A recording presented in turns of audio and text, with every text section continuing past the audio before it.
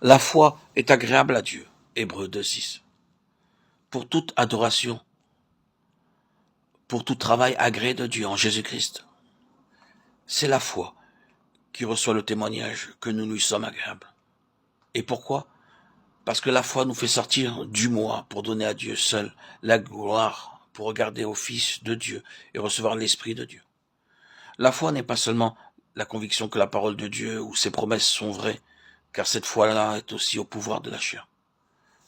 La foi est la faculté spirituelle par laquelle on peut s'attendre au Dieu vivant, l'écouter, recevoir de lui-même sa parole et avoir communion avec lui.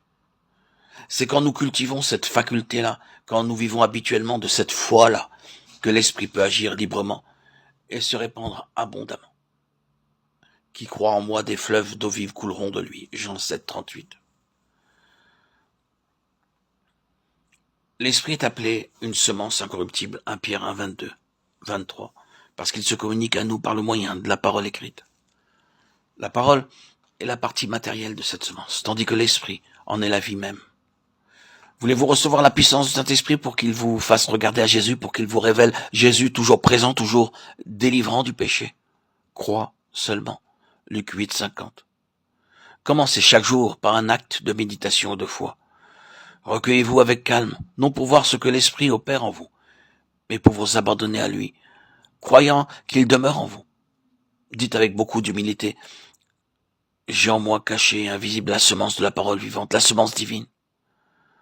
Je sais à présent où elle habite. Prosternez-vous devant Dieu avec crainte et tremblement parce qu'il travaille en vous, et donnez le temps à la foi de vous faire dire avec pleine confiance, j'ai aujourd'hui même le Saint-Esprit en moi. La semence de Dieu demeure en lui, et il ne peut pécher. 1 Jean 3, 9. Allez à vos occupations quotidiennes fortifiées par la foi que le Saint-Esprit habite en vous, et que le Père le fera agir efficacement pour vous, préserver du péché. Laissez l'Esprit vous rappeler souvent que vous êtes le temple de Dieu, et dites-vous avec un saint tremblement, je porte en moi la semence vivante de la vie de Dieu. Lorsque chaque croyant entrera dans cette vie de foi, il persévérera, il sera facile de demander que l'Esprit descende d'en haut sur toute chair. Ô Dieu de miséricorde, toi qui par ton amour et ta toute-puissance te révèles à chacun d'entre nous, dans la mesure où tes enfants peuvent supporter, daine nous donner la foi qui peut seule nous faire connaître ou recevoir ta présence.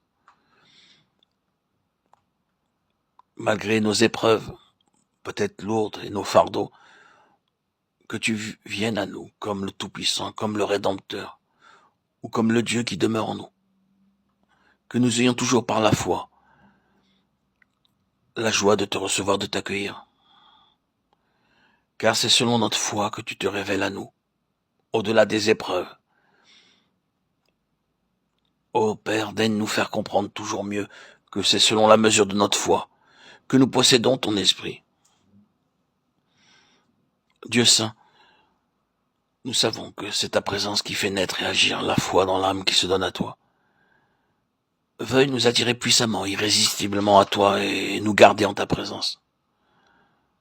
Délivre-nous de l'attrait redoutable du monde et de la chair, afin que nous cherchions ta gloire seule, et que notre cœur, bien vidé de nous-mêmes, puisse recevoir par le Saint-Esprit la présence de Christ. Nous voulons saisir tes promesses et les voir s'accomplir en nous. Nous voulons attendre en repos ta présence et croire que le Père nous a envoyé son Esprit pour nous révéler que Christ est en nous. Ô Dieu, nous vivons de la vie de la foi. Nous croyons au Saint-Esprit. Amen.